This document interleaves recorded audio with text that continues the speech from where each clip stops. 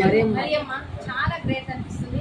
తనకైతే మాటలు రావంట, చెవులు కూడా వినిపించవంట, కానీ మీటింగ్కి వచ్చింది చూడండి ఎంత గ్రేట్. మనకు అన్నీ ఉన్నాయి, మీటింగ్కి రమ్మంటే మనం ఏం చేస్తాం, రీజన్స్ చెప్తున్నాం.